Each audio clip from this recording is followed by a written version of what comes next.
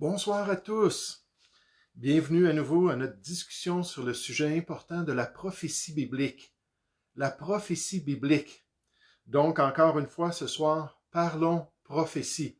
J'espère que vous avez préparé des questions pour pouvoir animer un petit peu notre discussion.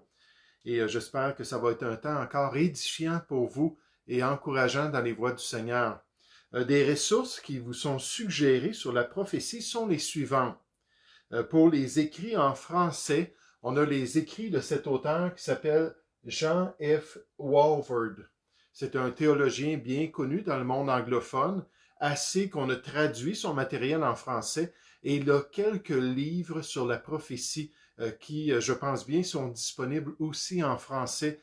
Et je peux le recommander là, avec une grande confiance. C'est un homme qui est un grand érudit, qui est très affermi dans la parole de Dieu et qui s'est consacré à la prophétie biblique pour bien comprendre le plan du Seigneur. Un autre auteur que je suggère, c'est Tim LaHaye. J'aime moins ses romans prophétiques, mais lorsqu'il écrit sur le sujet de la prophétie, sur le sujet de l'enlèvement, la tribulation, les choses à venir, c'est excellent. Puis on peut le lire en français puis être vraiment édifié dans les voies du Seigneur. Puis un autre auteur aussi, c'est Charles Ryrie, qui est un grand théologien qui a aussi abordé la question de la prophétie biblique ou l'eschatologie des Écritures. Puis nécessairement, quand on pense à du matériel, des ressources, il y en a beaucoup, beaucoup dans le monde anglophone. Je veux juste vous en suggérer quelques-uns en cas que vous soyez en mesure de lire l'anglais. Puis un des auteurs que j'aime beaucoup, c'est le docteur Paul Lee Ten, qui lui a écrit des chefs-d'œuvre sur le sujet de la prophétie biblique. Dans mes cours de théologie, il fallait le lire, l'étudier. C'était très, très bien. Il mettait toutes les pièces du casse-tête ensemble pour permettre aux croyants de bien saisir le message de Dieu. Puis un autre auteur aussi qu'on devait lire au séminaire, c'est le docteur Wilmington, qui a écrit toutes sortes de guides pour la théologie, des guides pour l'enseignement biblique, la prédication et sur le sujet aussi de la prophétie. Donc, je vais vous demander ce soir, avant de débuter notre aspect particulier, notre sujet qu'on veut aborder, est-ce que vous avez des questions? Est-ce que des sujets que vous aimeriez qu'on puisse discuter? Peut-être des aspects de la prophétie que vous avez à cœur. Donc là, je regarde, puis je vous donne l'occasion de m'envoyer vos questions, puis pour pouvoir considérer ces vérités de la parole de Dieu, puis peut-être répondre à des questionnements que vous auriez. Donc, jusqu'à présent, il n'y a aucune question. Je vous donne encore quelques instants, et c'est certain que lorsqu'on pose une question et on a déjà réfléchi sur un sujet particulier de la parole de Dieu, mais à ce moment-là, on n'aura pas de problème à avoir de l'attention puis nécessairement avoir de l'intérêt pour le sujet. Donc, est-ce qu'il y a des questions sur la prophétie biblique? Pour l'instant, j'en vois pas. Si vous en avez un petit peu plus tard, faites juste me revenir avec cela. Puis ce soir, j'aimerais qu'on puisse parler de la bataille d'Armageddon. La bataille d'Armageddon. La grande bataille des derniers temps, mentionnée dans les deux testaments. Dans l'Ancien Testament, on utilise certaines expressions comme la bataille du grand jour de l'Éternel Dieu. Ce grand jour de ténèbres, ce grand jour de manifestation de son jugement dans les derniers temps. Et la prophétie biblique fait référence à cela, au fait que Dieu va se manifester et il va venir combattre l'être humain dans les derniers temps. Et dans le Nouveau Testament, on l'identifie comme la bataille d'Armageddon. Armageddon, une expression qui vient de l'hébreu et qui veut dire tout simplement la montagne ou la vallée de Megiddo, qui était un des points d'accès majeurs pour arriver jusqu'à Jérusalem. Puis dans la prophétie, on voit les armées du monde qui vont arriver de différents endroits, mais surtout par cette vallée-là. On nous donne des détails concernant la bataille d'Armageddon qui s'en vient dans l'avenir et que Dieu a révélé pour qu'on puisse en connaître les détails. Ce sera une bataille qui va impliquer toutes les armées du monde, donc elle aura un caractère mondial, mais qui aura lieu à un endroit précis, dans un pays particulier, dans le pays d'Israël. Donc, on va voir ça tout à l'heure dans la prophétie. Puis j'aimerais qu'on puisse regarder les détails de cette bataille, puis qu'on puisse essayer de comprendre. On n'ira pas à tous les passages, il y en a tout simplement trop, mais juste essayer de voir les caractéristiques de cette bataille-là pour nous aider à nous orienter dans la prophétie biblique. Puis nécessairement, la Bible nous dit dans les Écritures que ce sera une bataille qui va être orchestrée par le Seigneur. Une bataille orchestrée par notre Dieu. Dieu est totalement souverain. Dieu nous dit que tout ce qui se produit, Lamentation 3, le bien ou le mal, il est au courant et il gère toutes choses. Dans le psaume 46, au verset 11, il a dit « Arrêtez, en face des circonstances de votre vie, arrêtez, en face des changements et du chambardement social qu'on expérimente, arrêtez et sachez que je suis Dieu.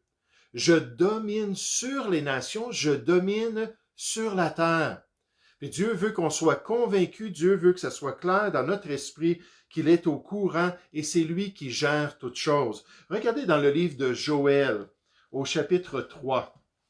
Le livre de Joël, au chapitre 3. Alors qu'on nous donne ces détails eschatologiques, qu'on nous présente ces vérités concernant les derniers temps. Le livre de Joël, à partir du chapitre 3.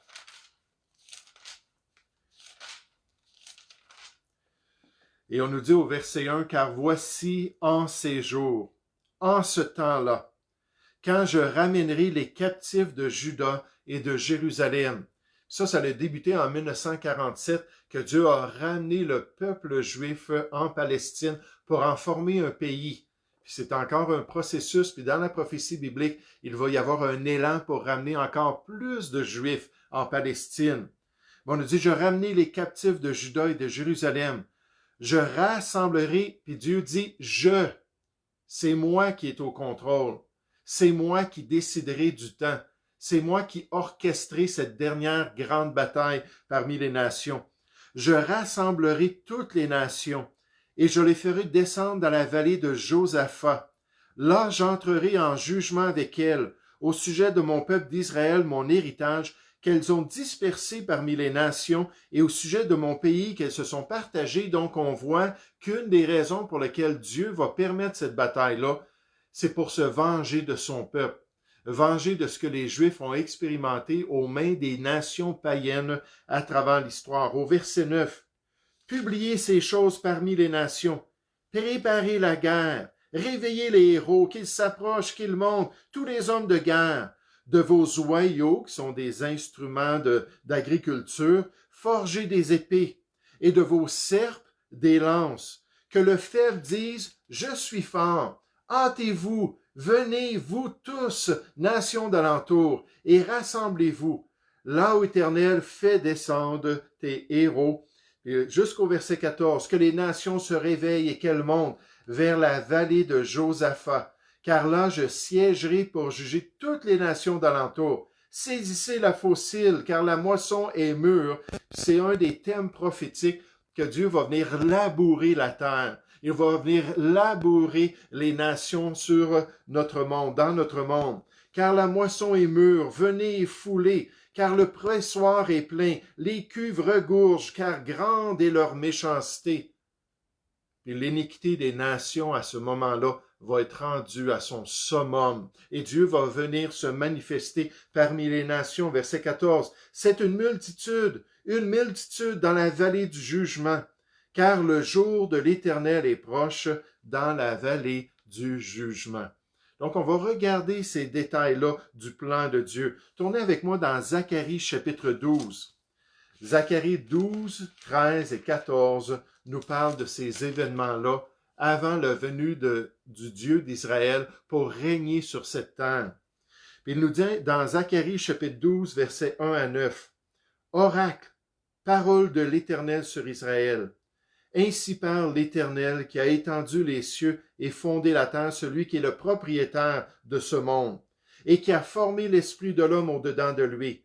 Voici, je ferai de Jérusalem une coupe d'étourdissement pour tous les peuples d'alentour, et aussi pour Juda dans le siège de Jérusalem.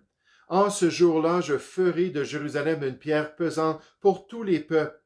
Tous ceux qui la soulèveront seront meurtris, et toutes les nations de la terre s'assembleront contre elle.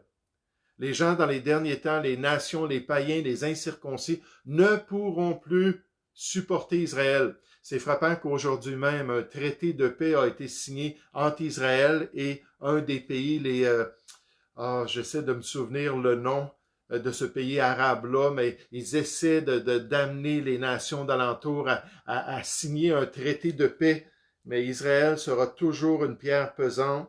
On nous dit, en ce jour-là, dit l'Éternel, je frapperai d'étourdissement tous les chevaux et de délire ceux qui les monteront, mais j'aurai les yeux ouverts sur la maison de Juda, quand je frapperai d'aveuglement tous les chevaux des peuples. Les chefs de Juda diront en leur cœur, les habitants de Jérusalem sont notre force par l'Éternel des armées leur Dieu. En ce jour-là, je ferai des chefs de Juda comme un foyer ardent parmi du bois, comme une torche enflammée parmi des gerbes.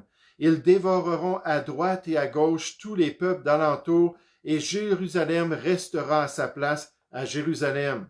L'Éternel sauvera d'abord les tentes de Juda, afin que la gloire de la maison de David, la gloire des habitants de Jérusalem, ne s'élève pas au-dessus de Juda.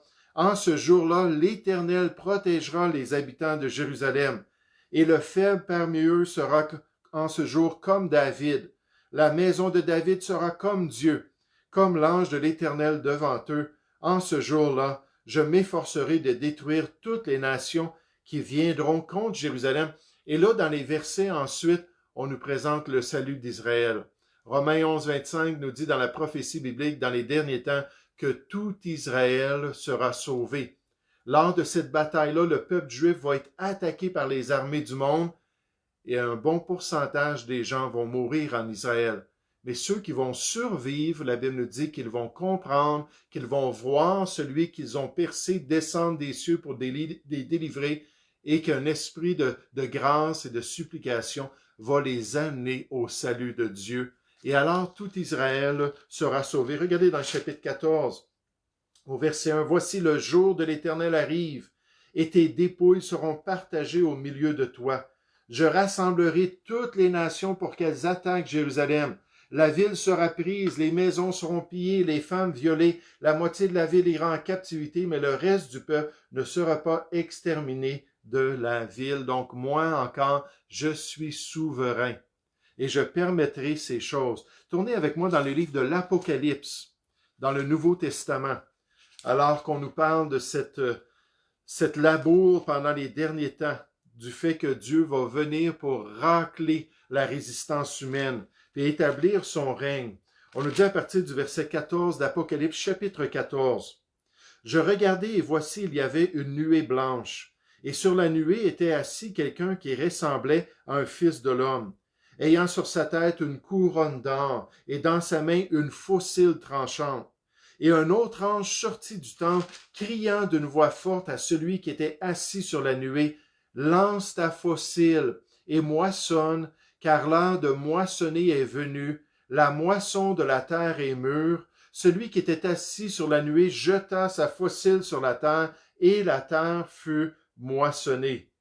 Un autre ange sortit du temple qui est dans le ciel, ayant lui aussi une faucille tranchante. Et un autre ange qui avait autorité sur le feu sortit de l'autel et s'adressa d'une voix forte à celui qui avait la faucille tranchante, disant, « Lance ta faucille tranchante et vendange les grappes de la vigne de la terre, car les raisins de la terre sont mûrs. » Et l'ange jeta sa faucille sur la terre. Il vendangea la vigne de la terre et jeta la vendange dans la grande cuve de la colère de Dieu. La cuve fut foulée hors de la ville, et du sang sortit de la cuve jusqu'au mort des chevaux, sur une étendue de 1600 stades. Chapitre 15, verset 1. Puis je vis dans le ciel un autre signe grand et admirable, 7 anges qui tenaient 7 fléaux, les derniers, car par eux s'accomplit la colère de Dieu. Ou en tant que chrétien, on aime parler de l'amour de Dieu. En tant qu'enfant de Dieu, on aime présenter la miséricorde de Dieu, son plan de salut, alors que le Seigneur a permis que les chrétiens soient délivrés de la colère à venir. Mais il faut réaliser que Dieu aussi a une colère. Romains 1 au verset 18, et sa colère va se manifester du ciel contre toute impiété et toute injustice des hommes qui auront fait le mal sur cette terre. Et lors de cette grande bataille-là, Dieu va venir mettre son sceau sur le jugement de l'être humain sur la terre. Mais la bataille d'Armageddon, on voit cette bataille-là décrite dans la prophétie biblique dans les deux testaments. Ce conflit sera exécuté sous la supervision de Dieu, du Dieu souverain, mais sera exécuté pratiquement grâce à l'intervention démoniaque, grâce à l'intervention des démons. Les démons seront des marionnettes pendant cette période de temps-là, comme ils l'ont toujours été depuis leur chute, et les démons serviront à accomplir le jugement de Dieu. Regardez dans Apocalypse chapitre 16. Apocalypse chapitre 16, à partir du verset 10. On nous dit, le 5e versa sa coupe sur le trône de la bête. Puis encore une fois, c'est un des 21 fléaux incroyables qui va se produire pendant cette période de tribulation. Et son royaume, la bête, fut couvert de ténèbres. Les hommes se mordaient la langue de douleur. Ils blasphémèrent le Dieu du ciel plutôt que de se repentir à cause de leur douleur et de leurs ulcères. Ils ne se repentirent pas de leurs œuvres. Le 6e versa sa coupe sur le grand fleuve l'Euphrate. Et l'Euphrate, c'était un des grands fleuves qui séparait l'Asie mineure de l'extrême-orient.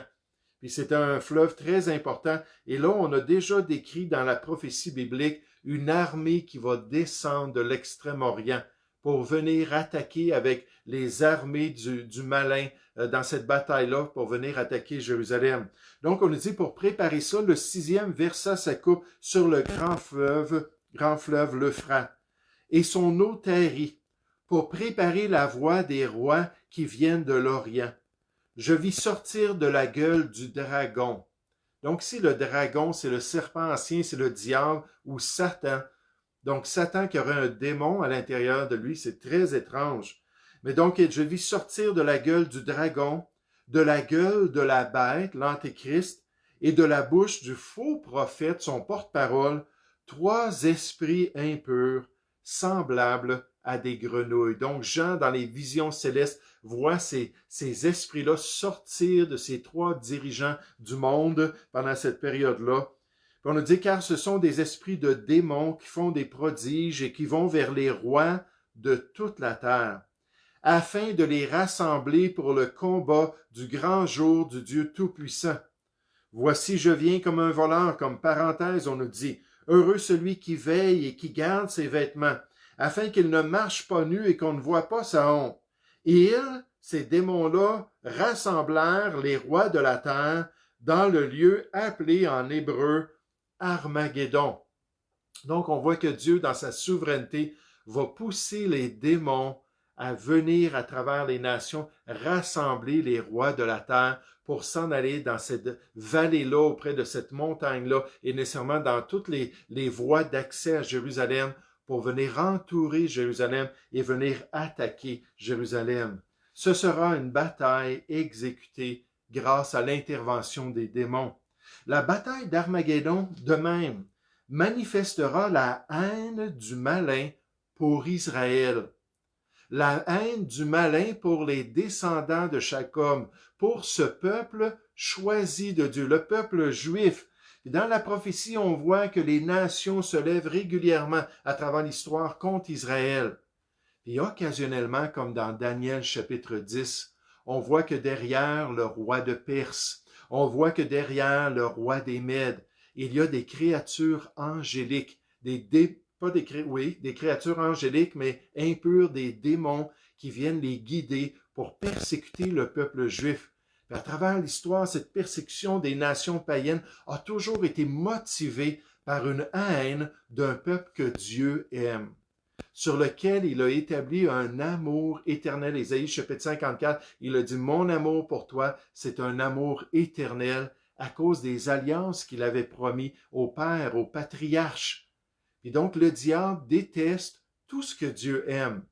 Et Dieu a fait l'être humain, le diable déteste l'être humain. Dieu a établi des autorités, le diable déteste les autorités ou veut pervertir les autorités. Dieu a choisi un peuple, le diable veut détruire ce peuple. Dieu a une église bien-aimée, le diable veut s'élever contre cette église-là. Mais à travers les Écritures, on voit cette poussée spirituelle au point que même l'apôtre Paul rappelle dans Éphésiens chapitre 6 au verset 12 aux chrétiens que dans le fond, on n'a pas à lutter contre la chair et le sang, mais on a à lutter contre les esprits malins derrière l'être humain.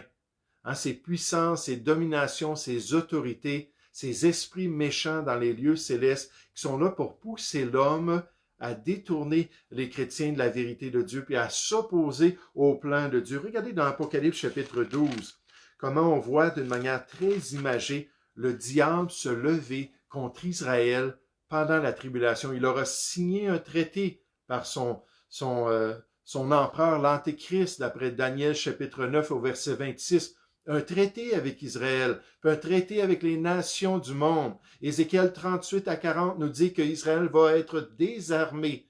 Ça va être une des conditions de ce traité-là. C'est pour ça qu'on nous parle des armes comme des chevaux, puis des arcs, puis des épées. Il va y avoir un grand désarmement mondial. Puis aujourd'hui, Israël, c'est une des plus grandes puissances militaires, la 10e plus grande puissance militaire du monde. Mais la Bible nous dit dans la prophétie que dans ce traité-là, il va être désarmé. Puis à la lumière de cela, il va être vulnérable et il va dépendre de l'autorité internationale et de ce traité-là. Mais finalement, l'Antéchrist, après 3 ans et demi, lors du début de la grande tribulation, la dernière section de 3 ans et demi qui est décrite par les jours, les mois et les temps dans le livre de l'Apocalypse très précisément. Mais dans cette dernière section-là, on voit qu'il va commencer à persécuter le peuple juif et c'est ce qu'on nous dit ici dans Apocalypse chapitre 12. Un grand signe, verset 1, parut dans le ciel, une femme enveloppée du soleil, la lune sous ses pieds et une couronne de 12 étoiles sur sa tête. Ça représente Israël d'une manière symbolique. Elle était enceinte et elle criait étant en douleur, en travail, et dans les douleurs de l'enfantement. Un autre signe parut encore dans le ciel. Pauvre Jean, il voit toutes ces choses-là, puis je peux imaginer qu'il essayait de comprendre, puis je peux imaginer qu'il était vraiment dépassé, n'est-ce pas, au point de se prosterner devant un ange qui lui révélait ces choses-là. Un autre signe, verset 3, parut encore dans le ciel.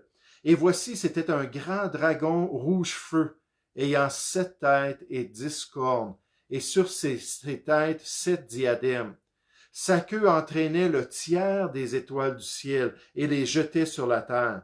Le dragon se tint devant la femme qui allait enfanter en parlant de Messie qui allait sortir du peuple juif, afin de dévorer son enfant lorsqu'elle aurait enfanté.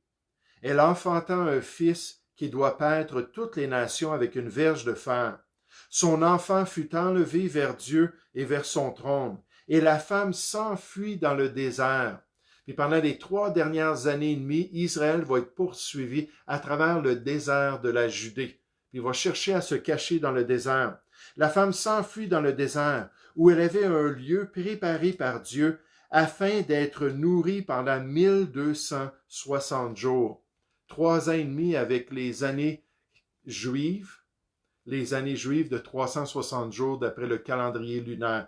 Donc avec 1260 jours pendant 3 ans et demi. Il y eut guerre dans le ciel. Michel et ses anges combattirent contre le dragon. Lorsque le diable se lève contre Israël, Dieu dit, OK, c'est assez. Maintenant, tu vas aller terminer ce que tu as à faire. Je veux plus te voir dans le ciel. Et le dragon et ses anges combattirent, mais ils ne furent pas les plus forts et leur place ne fut plus trouvée dans le ciel. Il fut précipité le grand dragon, le serpent ancien, appelé le diable et Satan, celui qui séduit toute la terre, il fut précipité sur la terre, et ses anges furent précipités avec lui. Et j'entendis dans le ciel une voix forte qui disait, « Maintenant le salut est arrivé, ainsi que la puissance, le règne de notre Dieu, l'autorité de son Christ. Car il a été précipité, l'accusateur de nos frères, celui qui les accusait devant notre Dieu jour et nuit. Ils l'ont vaincu à cause du sang de l'agneau et à cause de la parole de leur témoignage, et ils n'ont pas aimé leur vie jusqu'à craindre la mort. C'est pourquoi réjouissez-vous, cieux, et vous qui habitez dans les cieux, malheur à la terre et à la mer, car le diable est descendu vers vous, animé d'une grande colère, sachant qu'il a peu de temps, il sait que le chronomètre des derniers 3 ans et demi, s'en vient. Puis que là, il a juste ce temps-là pour pouvoir accomplir ses méfaits. Quand le dragon vit qu'il avait été précipité sur la terre, il poursuivit la femme qui avait enfanté le fils Israël. Et les deux ailes du grand aigle furent données à la femme, afin qu'elle s'envole au désert vers son lieu, où elle est nourrie un temps, des temps, et la moitié des temps, 3 ans et demi encore, loin de la face du serpent. Et de sa gueule, le serpent lança de l'eau comme un fleuve derrière la femme, afin de l'entraîner par le fleuve. Et ça, c'est peut-être une manière imagée de parler des nations qui vont s'en aller contre Israël, nécessairement qui vont venir à cette grande bataille-là. Mais la terre secourut la femme, elle ouvrit sa bouche et engloutit le fleuve que le dragon avait lancé de sa gueule, donc il ne réussira pas à détruire tout Israël. Et le dragon fut irrité contre la femme. Il s'en alla faire la guerre au reste de sa postérité, à ceux qui gardent les commandements de Dieu, qui retiennent le témoignage de Jésus, et il se tint sur le sable de la mer. La manifestation de la haine contre le peuple choisi de Dieu, alors que le diable va rassembler les nations pour qu'elles viennent contre Jérusalem, détruire enfin ce peuple d'Israël. La bataille d'Armageddon, une autre information biblique, manifestera la résistance de l'empereur des derniers temps, l'Antéchrist et ses armées, contre le règne de Christ et contre le règne de Dieu. C'est une des raisons pourquoi il va y avoir cette résistance-là. Lorsqu'ils vont venir contre le peuple juif, les cieux vont s'ouvrir. Puis le Seigneur Jésus va descendre, dans l'Ancien Testament, on nous parle de l'Éternel Dieu qui va descendre pour délivrer son peuple. Et quand ça va se produire, l'Antéchrist et ses armées, tous les rois de la terre avec leurs armées, vont se tourner contre lui pour dire non, nous ne voulons pas qu'il vienne régner ici-bas. Nous voulons continuer à dominer sur l'être humain et nous ne voulons pas du règne de Christ. Dans le psaume 2, c'est ce que la parole de Dieu prophétise, que Dieu a choisi le Seigneur Jésus comme étant le Christ, au loin le roi de toute la terre, et qu'il donne l'héritage de toute la terre à son Fils. Il dit aux autorités humaines, craignez de vous opposer à mon Fils, c'est moi qui l'ai choisi. Et même Dieu se présente comme celui qui rit de la résistance humaine. En brisons nos chaînes, puis résistons à ce que Dieu veut pour nous. Et Dieu dit, baisez le Fils de Père qu'il ne s'irrite et qu'il ne vienne manifester sa puissance. Regardez dans Apocalypse chapitre 17, comment l'Antéchrist et ses armées, alors qu'ils vont attaquer Jérusalem et qu'ils vont voir le Messie d'Israël descendre du ciel, comment ils vont s'opposer à lui. Apocalypse chapitre 17 à partir du verset 11. On nous dit, la bête qui était et qui n'est plus est elle-même un 8e roi. Elle est au nombre des 7 et elle va à la perdition.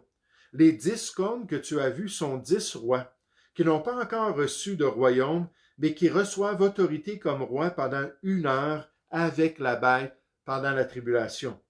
Ils ont un même dessein.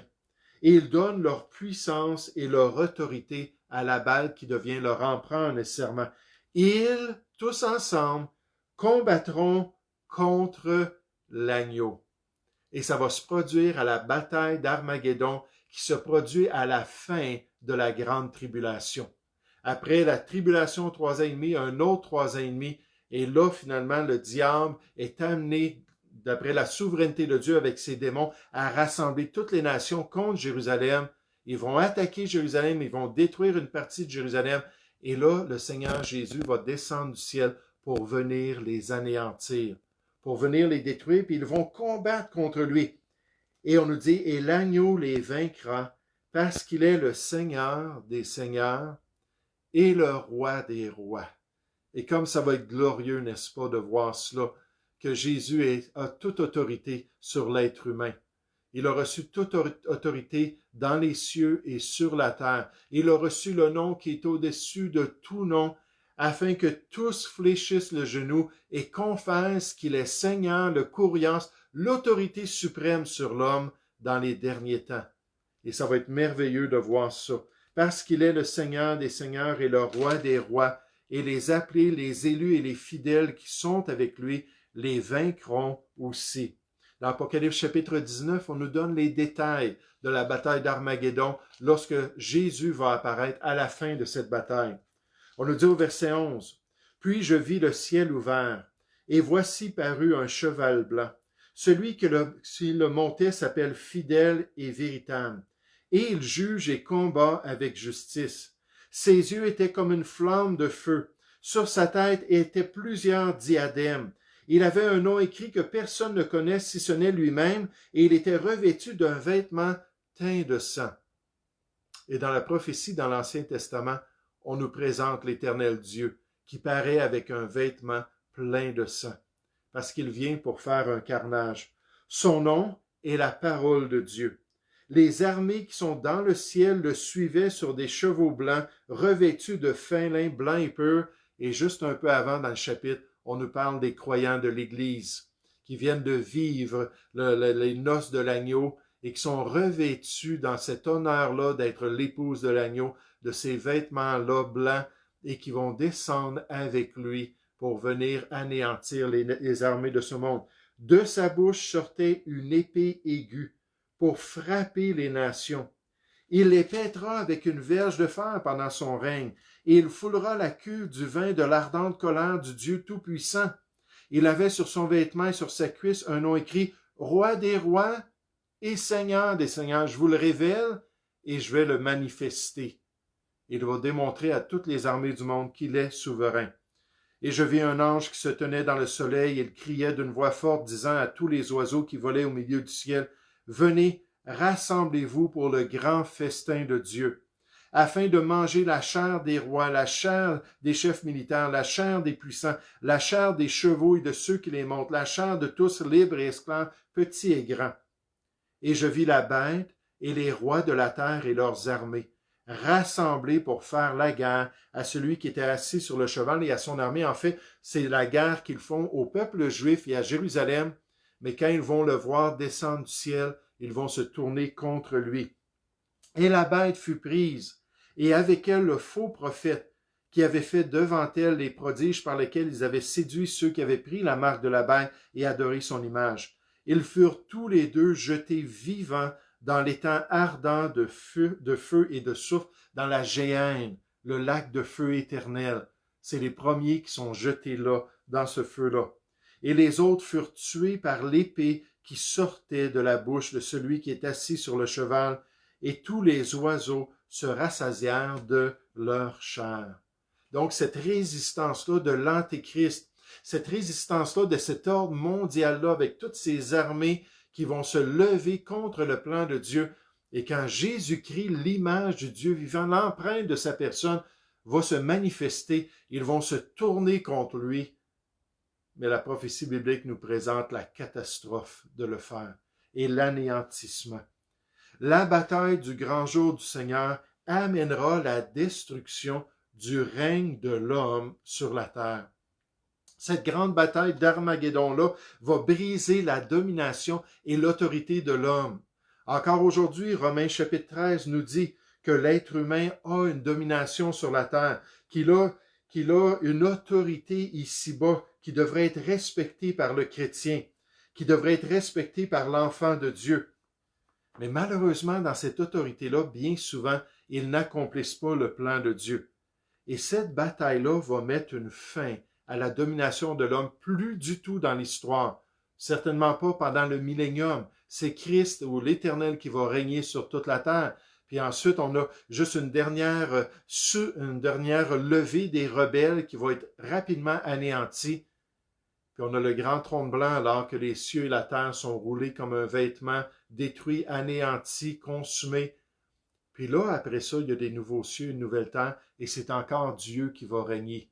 Donc, ça va être terminé, cette responsabilité-là, pour l'être humain. Regardez dans Apocalypse chapitre 6, la terreur pour l'homme en autorité qui va voir le Seigneur Jésus paraître.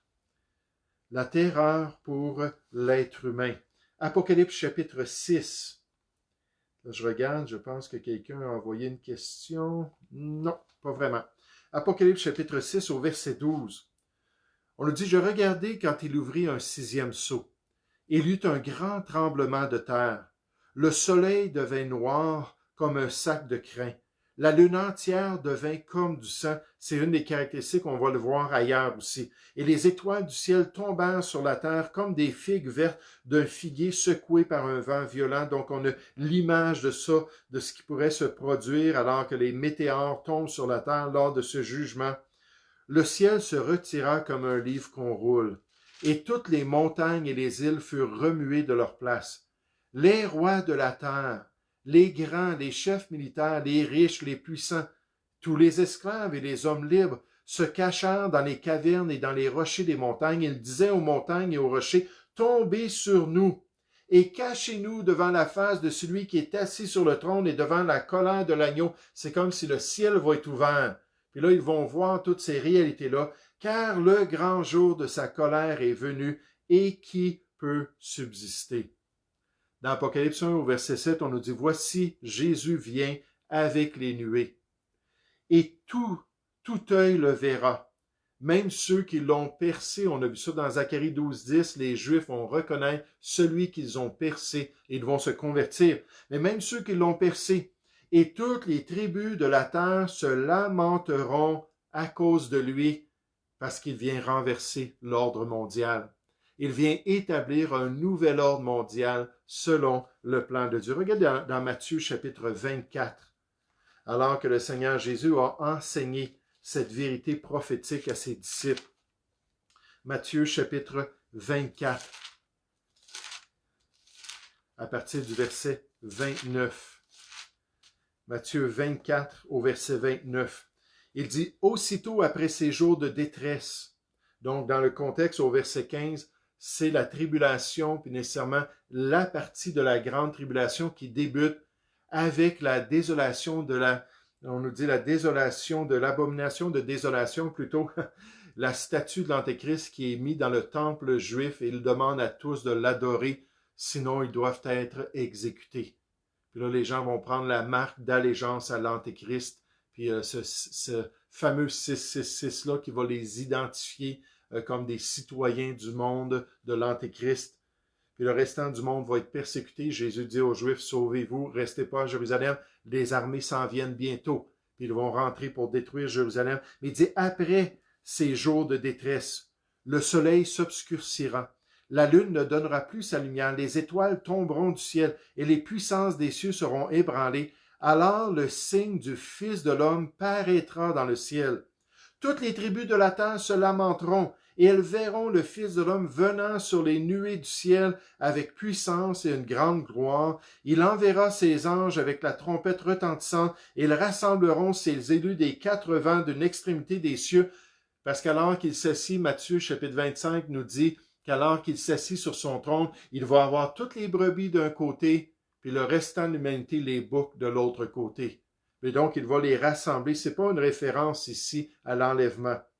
Puis on nous dit, dès que ces branches, instruisez-vous par une comparaison tirée du figuier, dès que ces branches deviennent tendres et que ces feuilles poussent, vous savez que l'été est proche. De même, quand vous verrez toutes ces choses, sachez que le Fils de l'homme est proche à la porte. Je vous le dis en vérité, cette génération de la tribulation ne passera point, que tout cela n'arrive. Le ciel et la terre passeront, mais mes paroles ne passeront point.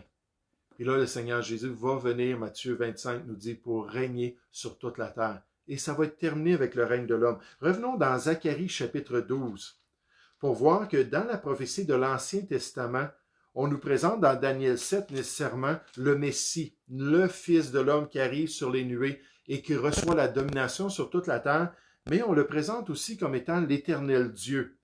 Zacharie chapitre 12. À partir, attendez un instant, c'est Zacharie chapitre 14, désolé, je me suis trompé de référence. À partir du verset 1, on nous dit, « Voici le jour de l'Éternel arrive, ce grand jour-là, cette bataille-là d'Armageddon, et tes dépouilles seront partagées au milieu de toi. Je rassemblerai toutes les nations pour qu'elles attaquent Jérusalem. La ville sera prise, les maisons seront pillées, les femmes violées. » On a vu ça, la moitié de la ville ira en captivité, mais le reste du peuple ne sera pas exterminé. L'Éternel paraîtra, et il combattra ces nations, comme il combat au jour de la bataille. Ses pieds se poseront en ce jour sur la montagne des Oliviers. Puis Dieu va pouvoir se manifester ainsi dans les derniers temps.